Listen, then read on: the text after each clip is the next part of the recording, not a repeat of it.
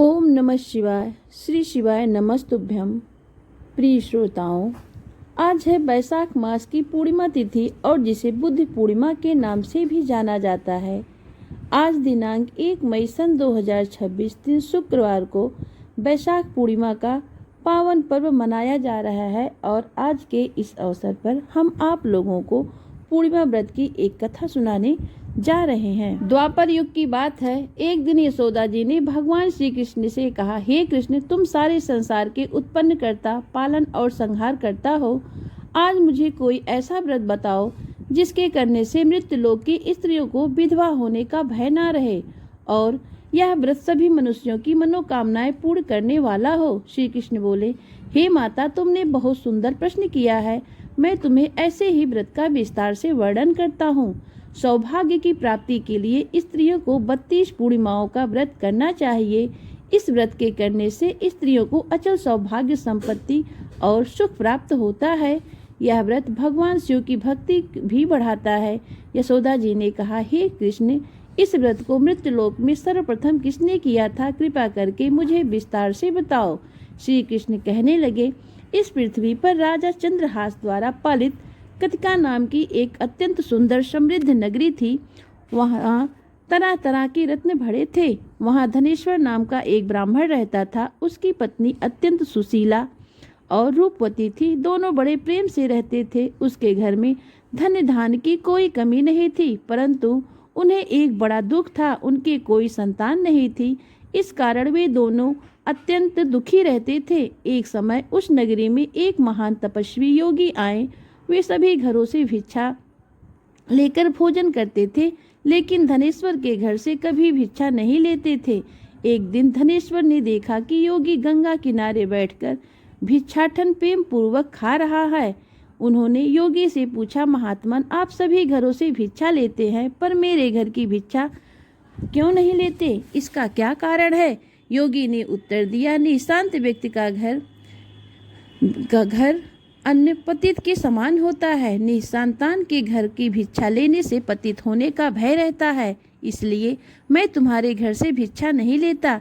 यह सुनकर धनेश्वर बहुत दुखी हुए। उन्होंने योगी के चरणों में गिरकर हाथ जोड़ते हुए कहा, हे महाराज, यदि ऐसा है तो कृपा करके मुझे पुत्र प्राप्ति का उपाय बताइए। मेरे घर धन की कोई कमी नहीं है, पर संतान न होने के कारण मैं अत्यंत दुखी हूँ। आप सर्वज्ञ हैं, मुझ पर अवश्य कृपा कीजिए। योगी ने कहा, हे ब्राह्मण, तुम चंडी की आराधना करो।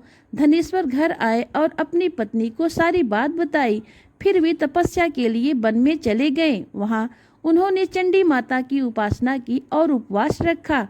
16वें दिन चंडी माता ने स्वप्न में धनेश्वर को दर्शन दिए और कहा, हे धनेश्वर, तुम्हें पुत्र अवश्य होगा, परंतु उसकी आयु केवल 16 वर्ष की ही होगी।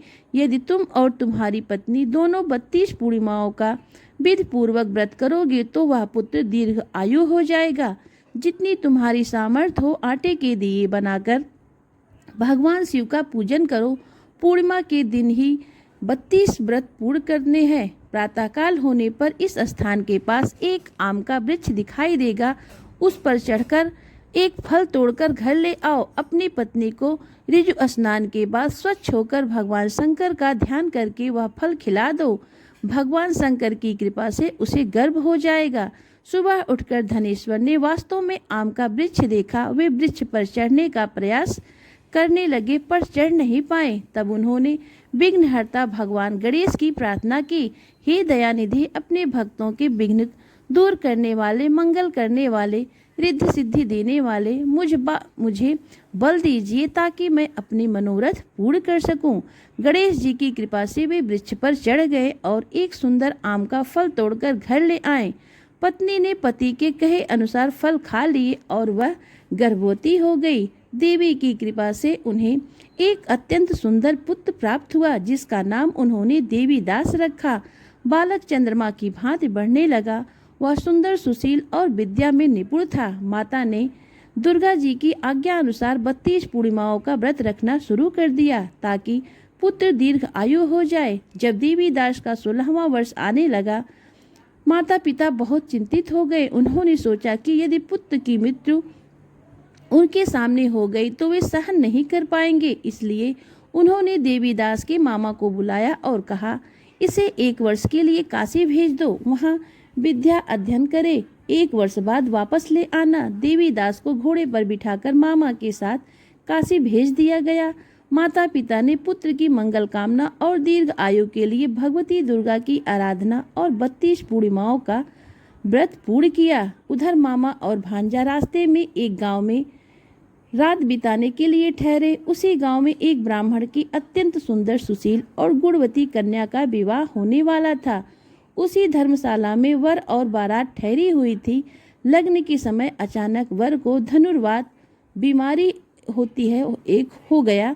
वर के पिता ने परिवार से सलाह करके निश्चय किया कि देवीदास मेरे पुत्र जैसा ही सुंदर है, हम इसके साथ ही लग्न कर दे, बाद में बाकी रस्में हमारे बेटे के साथ पूरी कर लेंगे। उन्होंने देवीदास के मामा से कहा, अपने भांजे को थोड़ी देर के लिए हमें दे दो, लग्न का कार्य पूरा हो जाए। मामा ने शर्त रखी कि कन्यादान में जो कुछ भी वर को मिलेगा वह सब हमें दे दिया जाए, तब मेरा भांजा दूल्हा बनेगा। वर के पिता ने यह शर्त स्वीकार कर ली। इस प्रकार देवीदास का विवाह उस कन्या के साथ रात्रि में विधि पूर्वक संपन्न हो गया। विवाह के बाद जब देवीदास और उसकी नववधू एकांत में बैठे तो देवीदास ने अपनी पत्नी को सारी बात बता दी। पत्नी के साथ वह भोजन नहीं कर सका। दुखी मन से वह सोचने लगा कि ना जाने यह कैसी स्त्री होगी। वह एकांत में इसी सोच में पड़ा हुआ था कि उसके आंखों में आंसू भी आ गया। तब उसकी पत्नी ने पूछा कि क्या बात है, आप इतने उदासीन और दुखी क्यों हो रहे हैं। तब उसने वह सारी बातें जो वर के पिता और उसके मामा में हुई थी वह वधू को बता दी। तब वह वधू कहने लगी कि यह ब्रह्म विवाह के विपरीत कैसे हो सकता है। देव, ब्राह्मण और अग्नि के सामने मैंने आपको ही अपना पति बनाया है, इसलिए आप ही मेरे पति हैं। मैं आपकी ही पत्नी रहूंगी, किसी अन्य की बिल्कुल नहीं। तब देवीदास ने कहा कि ऐसा मत करो, क्योंकि मेरी आयु बहुत थोड़ी है। मेरे मरने के बाद तुम्हारी क्या गति होगी, इस बात को अच्छी तरह सोच लो। परंतु वह वधू दृढ़ विचार वाली थी, बोली कि जो आपकी गति होगी वही मेरी भी गति होगी। हे स्वामी, आप उठिए और भोजन कीजिए, आप निश्चय ही भूखे होंगे। तब देवीदास और उसकी पत्नी ने मिलकर भोजन किया और रात में वे सो गए। प्रातःकाल देवीदास ने अपनी पत्नी को 3 रंगों से जड़ी हुई एक अंगूठी और एक रूमाल दिया। बोला, प्रिय, यह इसे संकेत समझकर रखो और शांत हो जाओ। मेरा स्मरण और जीवन जानने के लिए एक पुष्प वाटिका बना लो, उसमें सुगंधत वाली एक नवमल्लिका लगा लो। उसको हर दिन जल से सींचना और आनंद के साथ खेल कूदना और उत्सव मनाना। जिस समय और जिस दिन मेरी मृत्यु होगा यह फूल सूख जाएंगे और जब यह फिर हरे भरे हो जाए तो समझ लेना कि मैं जीवित हूँ। यह बात निश्चय करके समझ लेना और इसमें कोई संशय मत करना। ऐसा समझा बुझाकर वह चला गया। प्रातःकाल होते ही वहां पर गाजे बाजे बजने लगे। जिस समय विवाह के कार्य समाप्त होने के लिए वर तथा सब बाराती मंडप में आए तो कन्या ने वर को भली प्रकार से देखकर अपने पिता से कहा कि यह मेरा पति नहीं है, मेरा पति वही है जिसके साथ रात में मेरा विवाह हुआ था। इसके साथ तो मेरा विवाह ही नहीं हुआ है।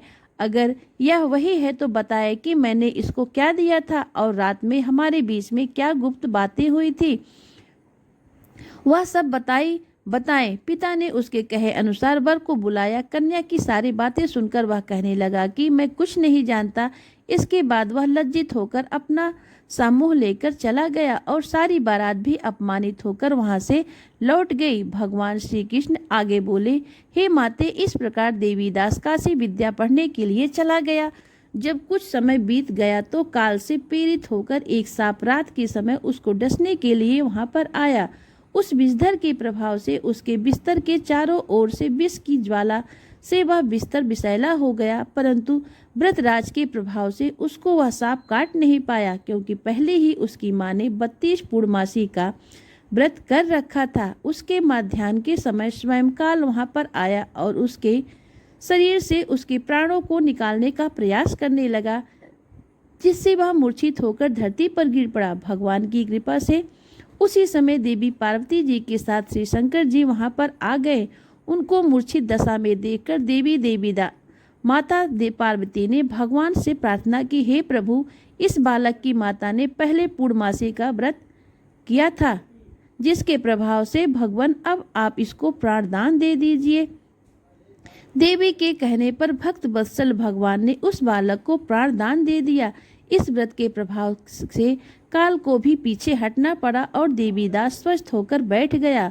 उधर उसकी पत्नी उसके काल की प्रतीक्षा किया करती थी। एक दिन उसने देखा कि उस पुष्प वाटिका में पत्र पुष्प कुछ भी नहीं रहे, सब कुछ सूख कर नष्ट हो गए। तो उसे बड़ा आश्चर्य हुआ, किंतु कुछ ही क्षण में वह सब वाटिका पहले की तरह हरी भरी हो गई। तब वह समझ गई कि उसके पति पुनर्जीवित हो गए हैं। यह देखकर वह बहुत प्रसन्न होकर अपने पिता से कहने लगी, पिताजी, मेरे पति जीवित हैं, आप उनको ढूंढिए।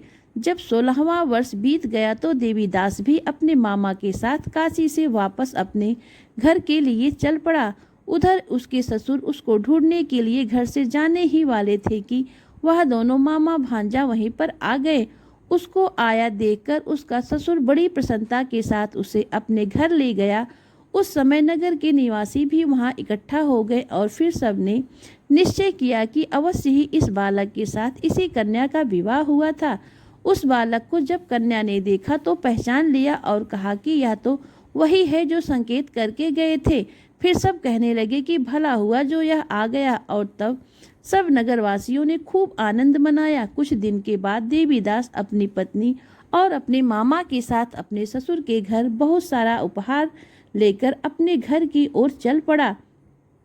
जब वह अपने नगर के निकट गया तो कई लोगों ने उसे देखकर उसके माता पिता को पहले ही जाकर सूचना दे दी कि तुम्हारा पुत्र देवीदास अपनी पत्नी और मामा के साथ आ रहा है। ऐसा सुनकर पहले तो उन्हें विश्वास ही नहीं हुआ, किंतु जब और लोगों ने भी आकर उसकी बात का समर्थन किया तब उन्हें बड़ा आश्चर्य हुआ।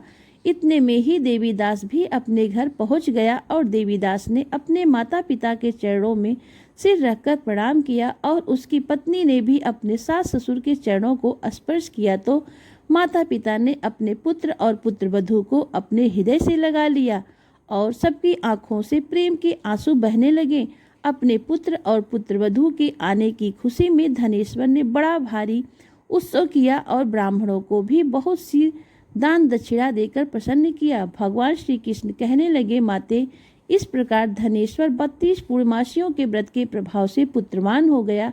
जो भी स्त्री इस व्रत को करती है वे जन्म जन्मांतर में भी वैधव्य का दुख नहीं भोगती और सदैव सौभाग्यवती रहती है। यह मेरा वचन है, इसमें कोई संदेह नहीं। यह व्रत पुत्र पौत्रों को देने वाला तथा संपूर्ण मनोकामनाओं को पूर्ण करने वाला है। 32 पूर्णिमाओं के व्रत करने से व्रती की सारी इच्छाएं भगवान की कृपा से पूर्ण हो जाती हैं। वैशाख पूर्णिमा को बुद्ध पूर्णिमा भी कहते हैं। तो अब सुनिए बुद्ध पूर्णिमा की एक कथा, उसके बाद आप सुनेंगे लक्ष्मी अष्टकम स्रोत हिंदी अनुवाद। क्योंकि पूर्णिमा तिथि माँ लक्ष्मी जी का दिन माना गया है, इसलिए आर्थिक संपन्नता के लिए आप इस स्रोत को पूरा जरूर सुनिए। आज वैशाख पूर्णिमा के दिन कर जयंती भी मनाई जा रही है, जिसमें भगवान विष्णु ने कुर अवतार धारण कर समुद्र मंथन के समय देवताओं की सहायता की थी। एक समय की बात है, महर्षि दुर्वासा देवराज इंद्र से मिलने स्वर्गलोक में गए। उस समय देवताओं से पूजित इंद्र ऐरावत हाथी पर आरूढ़ होकर कहीं जाने के लिए तैयार थे। उन्हें देखकर महर्षि दुर्वासा का मन प्रसन्न हो गया और उन्होंने विनीत भाव से देवराज को एक परिजात पुष्प की माला भेंट कर दी। देवराज ने माला तो ग्रहण कर ली, किंतु उसे स्वयं न पहनाकर ऐरावत के मस्तक पर डाल दी और स्वयं चलने को तत्पर हुए। हाथी मद से उन्मत्त हो रहा था।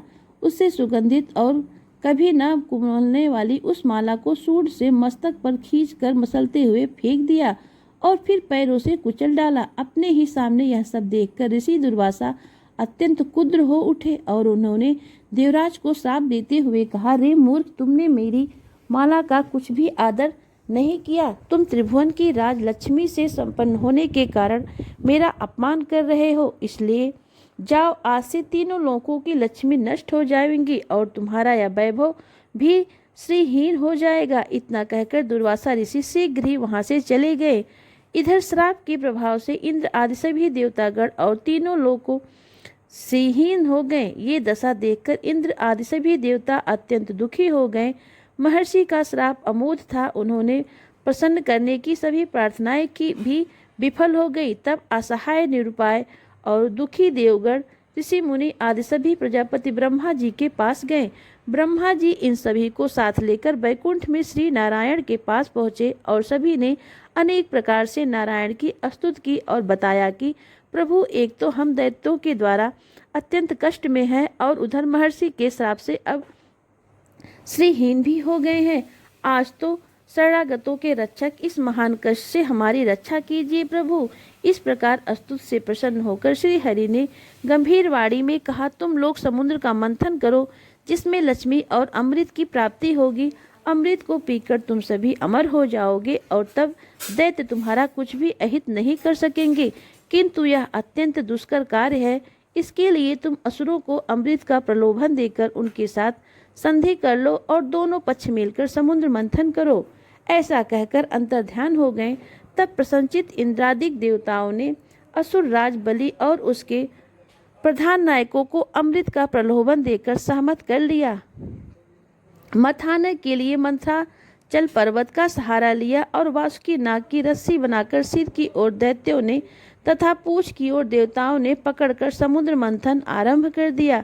किंतु यथा सागर में मंदगिरी डूबता हुआ रसातल से धंसने लगा। यह देखकर अचित शक्ति संपन्न लीला अवतारी भगवान श्री हरि ने कूर्म रूप धारण कर मंदराचल पर्वत अपनी पीठ पर धारण कर लिया और भगवान कूर्म की विशाल पीठ पर मंदराचल अब तेजी से घूमने लगा और इस प्रकार समुद्र मंथन संपन्न हुआ। यह थी भगवान कश्यप अर्थात कूर्म अवतार की कथा। सभी प्रेम से बोलिए, भगवान विष्णु की जय, श्री लक्ष्मी नारायण भगवान की जय। आज शुक्रवार के दिन पूर्णमासी का संयोग पड़ा है, इसलिए अब सुनिए माँ लक्ष्मी जी की कथा। एक गांव में एक बार एक साहूकार रहता था। वह साहूकार की एक पुत्री थी। वह हर दिन नियम से पीपल सींचने जाया करती थी। पीपल के वृक्ष से हर दिन लक्ष्मी जी प्रकट होती थी और वह चली जाती थी। एक दिन लक्ष्मी जी ने साहूकार की बेटी से कहा, तू मेरी सहेली बन जा। लक्ष्मी ने कहा, मैं अपने पिता से पूछकर कल आऊंगी। साहूकार की बेटी घर आकर अपने पिता को सारी बात कह दी। तब उसके पिता ने बोले, बेटी, वह तो लक्ष्मी जी हैं, अपने को और क्या चाहिए, तू लक्ष्मी जी की सहेली बन जा। दूसरे दिन वह लड़की फिर गई। तब लक्ष्मी जी पीपल के पेड़ से निकलकर आई और कहा, सहेली बन जा। तो लड़की ने कहा, बन जाऊंगी, और फिर इस तरह दोनों सहेलियां बन गई। लक्ष्मी जी ने उसको भोजन का न्योता दिया। घर आकर लड़की ने अपने माता पिता से कहा कि मेरी सहेली मुझे भोजन का न्योता दिया है। तब पिताजी ने कहा कि सहेली के जीवने जयों पर अपने घर को संभाल कर जाना। तब वह लक्ष्मी जी के यहाँ जीमने गई तो लक्ष्मी जी ने उसे साल दुसाला ओढ़ने के लिए दिया, रुपए दिए, सोने की चौकी, सोने की थाली में 36 प्रकार का व्यंजन भी दिया। जिम कर जब साहूकार की पुत्री जाने लगी तो लक्ष्मी जी ने पल्ला पकड़ लिया और कहा कि मैं भी तेरे घर जिमने जाऊंगी। तो उसने कहा कि आ जाइए। वह घर आकर चुपचाप बैठ गई। पिता ने पूछा, बेटी, सहेली के यहाँ जिम कर आई, लेकिन तू उदास क्यों है बेटी? तो उसने कहा, पिताजी, मुझे तो लक्ष्मी जी ने इतना दिया, अनेक प्रकार के भोजन कराए, परंतु उन्हें कैसे मैं चिबाऊंगी? अपने घर तो कुछ भी नहीं है। तब उसके पिता ने कहा कि गोबर मिट्टी से चौका लगाकर घर की सफाई कर ले। 4 मुख वाला दिया जलाकर लक्ष्मी जी का नाम लेकर रसोई में बैठ जाना। लड़की साफ सफाई करके लड्डू लेकर बैठ गई। उसी समय एक नन्ही रानी नहा रही थी। उसका नौलखा हार चील उठाकर ले गई और उसी साहूकार के घर पर वह नौलखा हार डाल गई और साहूकार की पुत्री के हाथ से उसका लड्डू ले गई। बाद में साहूकार की पुत्री हार को तोड़ने बाजार में गई और सामान लाने लगी तो सुनार ने पूछा, क्या चाहिए? तब उसने कहा, सोने की चौकी, सोने का थाल, साल दुसाला दे दो, मोहर दे दो और सामग्री दे दो। 36 प्रकार का भोजन हो जाए, इतना सामान दे दो। सारी चीजें लेकर वह बहुत तैयारी उसने की और रसोई बनाई। तब गणेश जी ने कहा, लक्ष्मी जी को बुलाओ। आगे आगे गणेश जी और पीछे पीछे लक्ष्मी जी चली आई। साहूकार की बेटी ने चौकी डाल दी और कहा, आओ सहेली बैठ जाओ, चौकी पर विराजमान हो जाओ। जब लक्ष्मी जी ने कहा, सहेली चौकी पर तो राजा रानी के यहाँ भी नहीं बैठी, किसी के भी यहाँ नहीं बैठी, तो उसने कहा कि लेकिन मेरे यहाँ तो बैठना पड़ेगा। तब साहूकार की पुत्री के आग्रह पर लक्ष्मी जी चौकी पर बैठ गई। अब तो साहूकार की पुत्री ने उसकी खूब खातिर की, जैसे लक्ष्मी जी ने करी थी वैसे ही उसने भी की। लक्ष्मी जी उस पर प्रसन्न हो गई। घर में खूब रुपया और लक्ष्मी हो गई। साहूकार की बेटी ने कहा, मैं अभी आ रही हूँ, तुम यहीं बैठी रहना। ऐसा कहकर वह चली गई। लक्ष्मी जी गई नहीं और वह चौकी पर ही बैठी रही। उसको बहुत सारी धन दौलत सुख समृद्धि दे दी।